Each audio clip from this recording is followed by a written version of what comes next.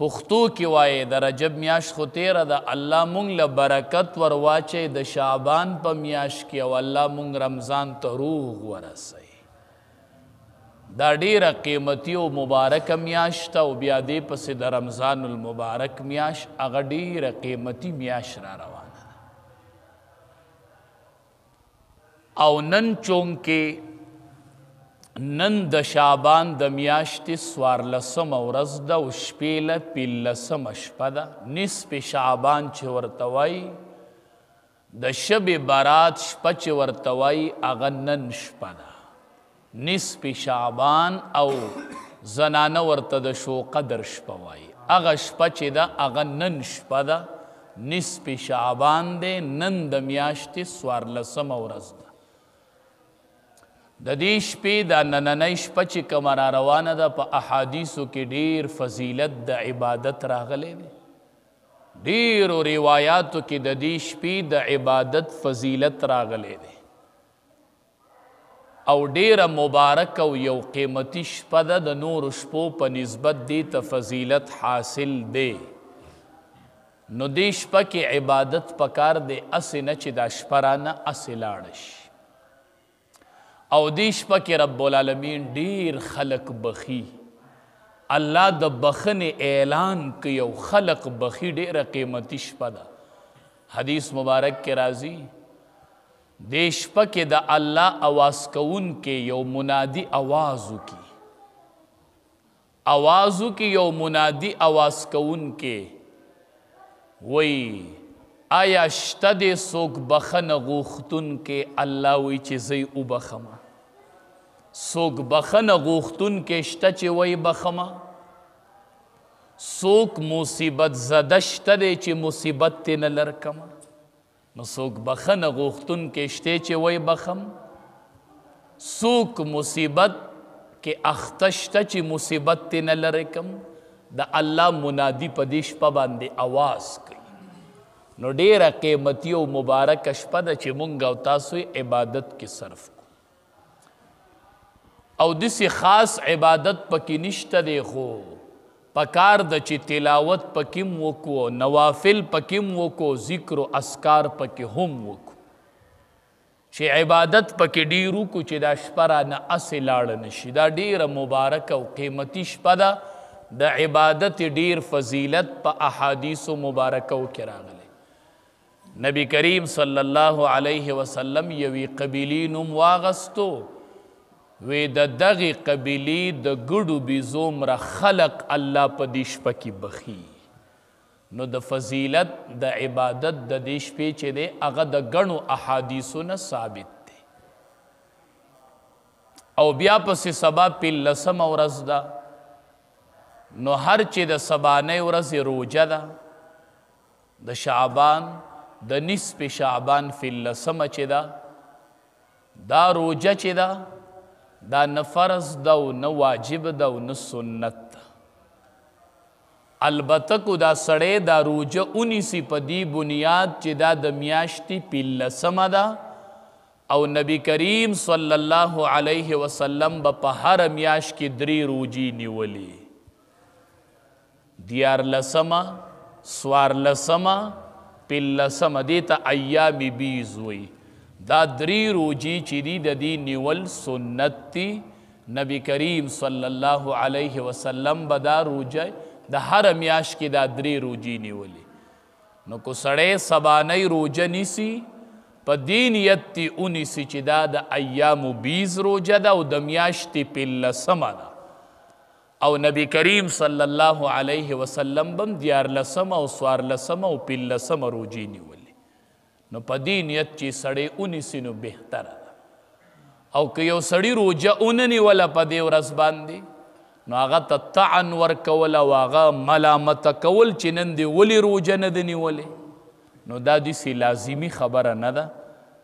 صرف د ایام 20 په بنیاد باندې د دې ورځې روجه نیول چې دي هغه ښه خبره ده. په دې میاشت کې تعین نشته دی که هر ورځ روجه نیسي نیسه.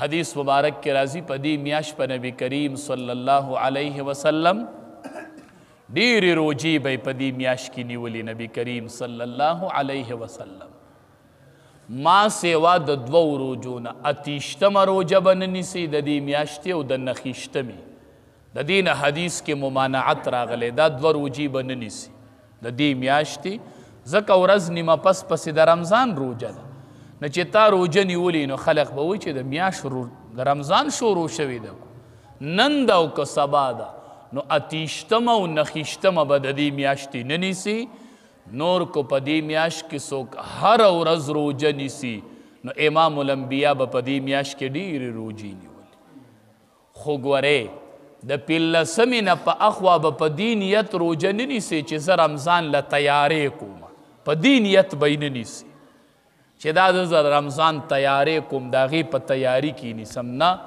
هسې به نبي کریم صلی الله علیه وسلم په دې میاشت کې روجې ډېرې نیولې نو که هره ورځ سړی روجه نیسي نو ډېره بهتره ده او د ثواب خبره ده تعین ته پکې ضرورت نشته دی نو دا میاشت د شعبان ده او نن نصف شعبان دی او د عبادت ډېر فضیلت راغلی دی چې دا شپه رانه ضایع نشي او دې کې عبادت وکړلی شي الله به دنیا خلق بخي الله دې مونږ ټولو دې شپه کې مغفرت کامله الله چې څومره وفات دي د ټولو مغفرت کامله نصیب کړي الله چې څومره ژوندي دي الله د ټولو ګناهونه په نیکو باندې بدل کړي بیا دې میاشت پسې د رمضان المبارک میاشت را روانه ده هغې ته شهر المواسات د همدردۍ میاشت را باندې را روانه ده د غریب د تپوس میاشت را باندې را روانه ده د یتیم د تپوس میاشت را باندې را روانه ده د همدردۍ او د نرم سلوک میاشت را باندې را روانه چې هغې میاشت امام الانبیا خپله ویلي دي چې شهر المواسات وی دا د همدردۍ میاشت دا د فقیر د تپوس میاشت دا د غریب د تپوس میاشت دا د یتیمانانو د کونډو د تپوس میاشت په دې کې د دې تپوس پکار دی په دې کې د دې غور پکار دی ما تا چې په رمضان المبارک کې ماښام غرمه روټۍ ونه خورو ماښام څنګه ډوډۍ ته په مینه کیو نو موږ ته الله دا احساس راکوي چې ستا کلي کې داسې خلق شته دی چې هغې ټول کالو سر د غرمې روټۍ نه ده خوړلې هغې هر ماښام داسې یو ټیم ډوډۍ خوړلې ده نو دا داسې د همدردۍ او د نرم سلوک میاشت را باندې رالله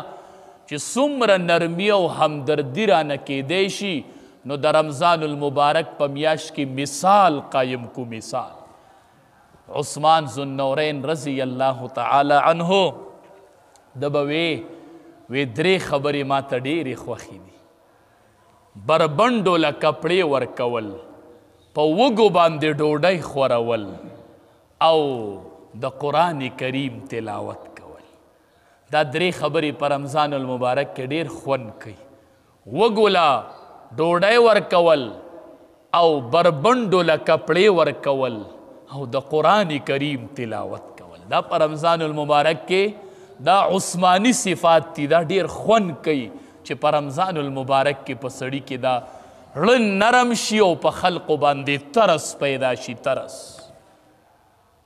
ځکه چې د رمضان المبارک میاشت تیره شي که نه اختر په ورځ به الله بدلي ورکوي بیا خلقو له به بدلي ورکوي خلقو له به بدلي ورکوي بختور خلق به چې د یتیمانانو د کونډو د غریبانانو خیال به یې ساتلی الله به د هغې بدلې ورکړي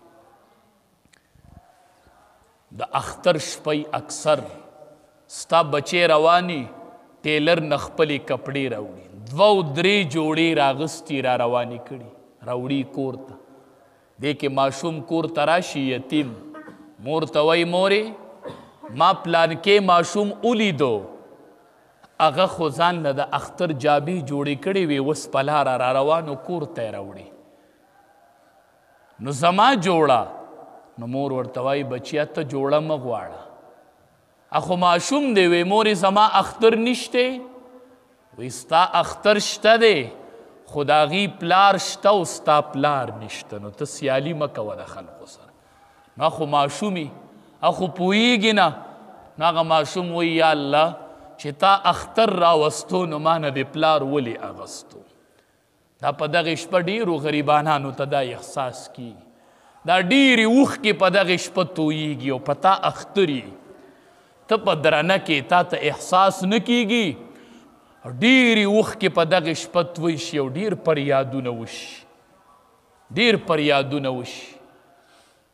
کونډې ناپوه پکې پریاد وکړي، الله چې اختر دې راوستو نو ما نه د خاون ولې اغستو.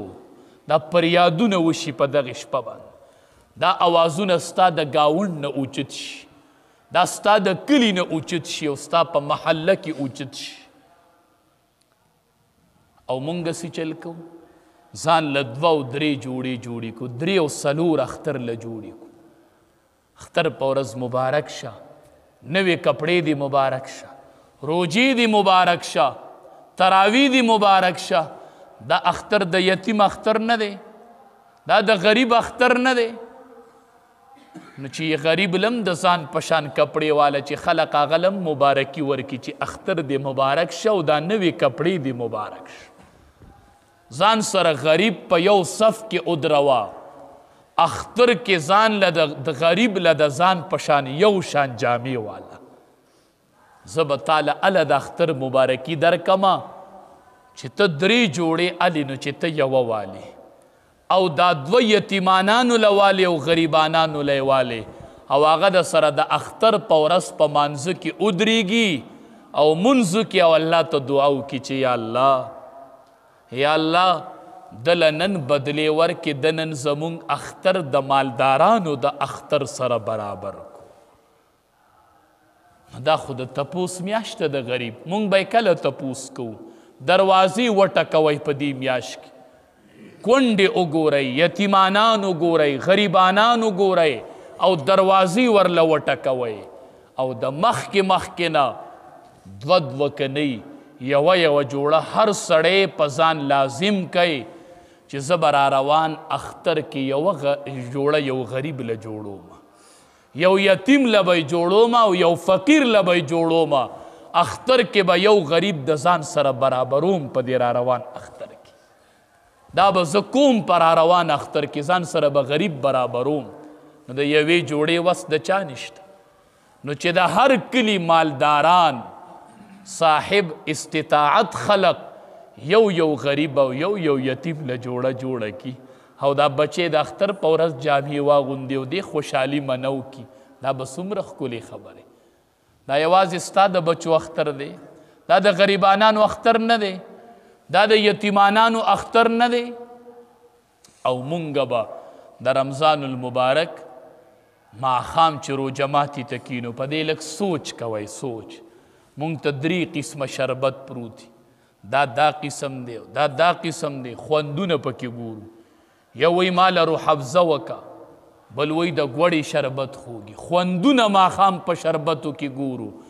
او ستا په کلي کې داسې غریبانان شته دی چې هغه ماښام اذان کیږي او هغه په دې فکر کې چې ماښام به ما کره څه پاخه شي که نه، څه به میله وشي، دې ګېډې ته به سلاړ شي که نه، څه به وخورم او که نه. ته د شربتو اقسام تیاری او هغه په دې فکر کړي چې زه به نن خېټې ته څه ولم، ماښام به ډوډۍ یو که به نه. نبی کریم صلی الله علیه وسلم فرمایي لیس المؤمن بالذي یشبع وجاره جائع الی جنبه. دا سړی مؤمن نه دی، د ایمان کامل نه دی چې دی په مړه ګېډه باندې ډوډۍ اخوري او ګاونډي د ده وږې ناسي. دا کامل مومن نه دی، اړخ کې ګاونډي وږې ناست دی. د رمضان کې په ځان کې لږ ترس پیدا کو. ترس دا د ترس میاشته، دا د همدردۍ میاشته، دا د یتیم په سر د لاس راښکلو میاشته.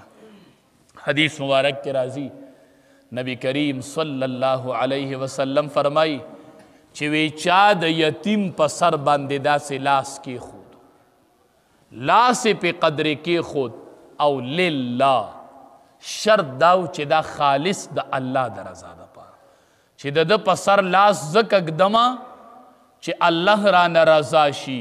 حدیث مبارک کې راځي چې د لاس تلاندې څومره ویښته راغلي دي د هر ویښته په بدله کې الله یوه نیکي ورکوي. ته به کله د یتیم تپوس کوي، ته به کله د فقیر تپوس کوي، ته به کله کلي کې دا کونډې معلوموي. او چې د غریب سره احسان وکړي، شکر وباسه چې د رمضان المبارک میاشي او ماښام ستا په مال باندې څوک روژه ماته کي، نو چې ځان له 3 قسمه شربت علي نو 1 قسم والا او دا 2 غریبانانو له والا، دا د وخت نه والا او په دې غریبانانو تقسیم کا، د جیب پیسې نیمې کا، 1 تروړه وړه ځان له والا او 1 تروړه په ګاونډ کې غریبانانو له والا. وایي دا د همدردۍ میاشته، دا د غریبانانو د تپوس میاشته. زه به دا غونډه میاشت ګرځم د غریبانانو تپوس پکو، د غریبانانو حالات په معلوموم. ای ځوانانو، الله ښکلې ځوانۍ درکړي دي، ښکلې ښکلې ځوانۍ، او الله معلوم درکړی دی سیز اله او په دې اوږی اله او د یتیمانانو فقیرانو کری وړه او په وړه کې ورته غورځوه. او بیا ورته څه وایه؟ بیا ورته دا مه وایه چې وړه مې راوړل که خفه کېږې نه یو تصویر وباسم او موبایل کې ورکوم چې خلقو ته پته ولګي. دا ورته چرې مه وایه، دا مه وایه، دا مه وایه. د انسان عزت په تا درخرڅ نه دی، د هغه عزت دا په وړو ماله که نه، دا په 1,000-2,000 روپو خو د هغه عزت ماله که نه. کو غریب دی نو د عزت خو یو مقام شته که نه، یو عزت خو لري که نه، یو عزت دی نو عزت ولا مال په پیسو. چې ورسره احسان وکړي نو یو درخواست ورسره وکړه. عمر فاروق رضی الله تعالی عنه یو زنانه ورته وایي زما په بیت المال کې حصه شته؟ وی او شته. راوړل دنیا سامانونه چې ورې کړل زنانه له، زنانه ته وایي یو درخواست مې دی، دا واورم. زنانه وایي چې څه درخواست پوی؟ وی درخواست مې دا دی چې دا ستا حق و تاله مې درکو، هسې نه چې د قیامت په ورځ زما په سر الله ته شکایت ونه کړي. ګورې چې الله ته مې شکایت ونه کړي، ګورې زما نوم الله ته وانلي په ما شکایت ونه کړي، او دا ستا حق و دا مې تاله درکو چې غریب له ورکړي. وایي دا دې حق دی او دا مې درکو، هسې نه چې د قیامت په ورځ زما باندې الله ته شکایت ونه کړي. شکایت به نه کوي او دا د حق ما درله درکو، دا تا ما سره حق و. حدیث مبارک کې راځي میدان محشر به یو ګاونډي به راپاسي، بل به د الله مخې ته د لمن نه ونیسي او رب العالمین ته به وایي یا الله دا هغه ګاونډي دی زما چې د ده سره د ضرورت نه سیوا و او زما ورته حاجت و د ماله نه دی راکړی. نو وایي دا ستا په ما حق جوړېدو، ما حق ادا کو، خو الله ته به زما شکایت نه کوي په ورځ د قیامت. نو دا ډیره د غنیمت میاشت ده، ډیره قیمتي میاشت را روانه ده، نو ډیرې همدردۍ پکې وکوئ. حدیث مبارک کې راځي ومن سقا صائما، چا چې په یو روجهدار باندې اوبه وڅکولې، بختور دي هغه خلق د روجې نه مخکې وګرځي، دنیا سوداګانې والي او په غریبانانو یې تقسیم کی. زه دقې مالدار ته صرف زیریږم، زه وامه د دې مالدار په مال به نن روجه په پلانکي کور کې ماتیږي، نن به په پلانکي کور کې روجه ماتیږي. ته اډو روجه چې کینې روجې ته وایي زه به یوه کجوره وخورمه، خو چې ما غریبانانو له لیږلي چې نن زما په کلي کې ټول غریبانان زما په مال روجه ماته کی، زما خوشحالي دا ده، زما روجه دا ده، ما ته به هله اطمینان راشي. نو موږ پکې قسمونه لټو، قسمونه مه لټوئ. زه وږی خو بل موړ ښه، ما غریب ښه خو بل مالدار ښه. ومن سقا صائما سقاه الله من حوضی شربتا. نبی کریم صلی الله علیه وسلم فرمائی چا چې په یو روجهدار باندې اوبه وڅکولې، په یو روجهداري اوبه وڅکولې، نبی کریم صلی الله علیه وسلم فرمائی ومن سقا صائما سقاه الله من حوضی. الله تبارک و تعالی به زما د حوض نه په ده باندې یو ګوټ اوس کوي او هغه به داسې ګوټي چې د څو پورې جنت ته نه داخل شوی نو دی به تږی نشي، دی به بیا نه تږی کېږي. نو چې ستا ماښام یو شربت یو روجهدار پې روجه ماته کړي، الله به تعالی د نبی علیه السلام د حوض نه داسې ګوټ درکړي چې د جنت د تلو پورې به بیا نه تږیږي. دا به ماښام د دې روجه ماتې د یو ګوټ په بدله کې میلاویږي. نو هر سړی د خپل وس مناسب، د خپل استطاعت مناسب چې د چا د 100 وس دی د 200 کوشش وکئ غریبانانو له پې سوالی، د غریبانانو روجه ماتې د ځان سره برابر کئ. نبی کریم صلی الله علیه وسلم فرمایي وی 2 صفتونه چې دي دا په مؤمن کې نه جمع کیږي، که جمع شول پکې نو د ده په ایمان کې به کمال نه بیا. یو شومتوب او بل بد اخلاقی. نبی علیہ السلام وی مومن چې دی دا شوم نشي کېدی، مومن چې دی دا بد اخلاق نشي کېدی. نو دا 2 خویونه مومن کې نشي جمع کېدی چې دی بخیل وي یا دی بد اخلاق وي. نو د رمضان المبارک میاشته د سخا صفت پکې ښه سیوا کو او د اخلاقو صفت پکې هم ښه سیوا کو. څومره رانه کېدلی شي په دې ښکلو اخلاقو هېڅ د څه کمیږي نه د سړي، د هر چا سره ښه روابط او د هر سړي ته چې ستا د لاسه احسان ورسي او د اختر په ورځ الله بدلې ورکوي. نو چې څومره غریبانانو سره د احسان کړی الله تبارک و تعالی به د هغې بدلې تاله د اختر په ورځ باندې درکوي. رب العالمین دی زمونږ د عبادات خپل دربار الهي کې قبول کړي. ټول دا دعا کوئ چې الله دې میاشت کې راله برکت ور واچوي او الله د رمضان میاشت ته بروغ ورسوي.